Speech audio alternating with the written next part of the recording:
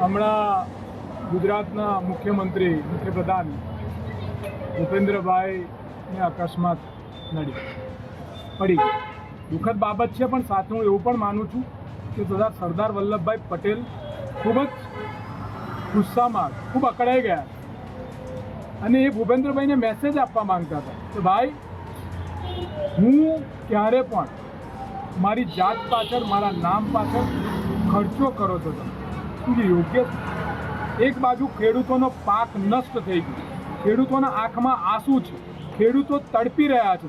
એક ખેડૂત નેતા, દેશનો એક સપૂત, દેશના વીર, એકતા, અખંડતા અને માનવતાનું પ્રતીક, જેમને પ્રતિમામાં નથી માનતા, જે કોઈ પ્રચાર, કોઈ નામ, કોઈ વાહવાઈમાં નથી માનતા, જે લોકો માટે સમર્પિત હોય, એ લોહ પુરુષના નામે તમે કરોડો રૂપિયાનું, તમારી 2000 રૂપિયાની ડીશ જમવાની, એટલે સરદાર પટેલ અકળાયા. અને એ અકરામણની અંદર આ ભૂપેન્દ્રભાઈને અકસ્માત નડ્યો. એ શું હતું, પેલા પૂર્વજો અકળાય, પિતૃ, આ પિતૃ અકળાયા અને પિતૃએ પાડીને ભાન કર્યો, ભાઈ આ કરોડો મારી પાછળ ખર્ચા કર બકા, એટલે ખેડૂતો મારા રડે છે ને એમને આપી.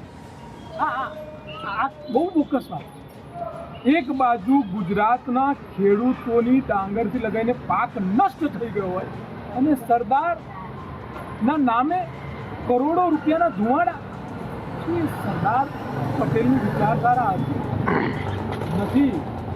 આ સરદાર પટેલની વિચારધારા વિરુદ્ધનો કાર્યક્રમ છે, કારણ કે સરદાર એક એવો વિચાર છે જે સામાન્ય માણસોને જોડે છે, નફરત અને કટ્ટરતાથી દૂર છે અને ખેડૂતો, ગરીબ વર્ગ, મધ્યમ વર્ગ માટે સમર્પિત છે. તમને એક દાખલો આપો. 562 રજવાડા, અલગ અલગ ધર્મના રાજાઓના રજવાડા સરદાર પટેલ પર વિશ્વાસ મૂકી અને એમને સરદાર પટેલને સોંપી દીધું. આ જેટલીઓ ઇંગ્લિશ ટોપી પહેરીને, પેલા નરેન્દ્રભાઈ ઇંગ્લિશ ટોપી પહેરીને સરદાર પટેલનું ભાષણ કરતા, ત્યાંથી જ એમના વિચારો ખબર પડી જાય. સરદાર પટેલનું આટલા કિસ્સામાં કશું નથી. 562 રજવાડામાંથી જો સરદાર પટેલ ધારત ને તો 300 રજવાડા પોતા જો રાખત તો ના રાખી શકે. પણ એમને શું કર્યું, 562 એ રિયાસતો લોકો માટે સમર્પિત કરી. લોકો માટે સમર્પિત એ સરદાર.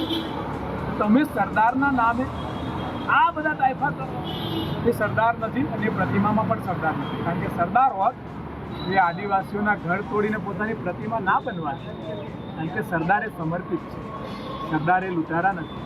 સરદાર એ પ્રતિમામાં અને પ્રતિષ્ઠામાં તથા વાહવાઈમાં નથી માનતા.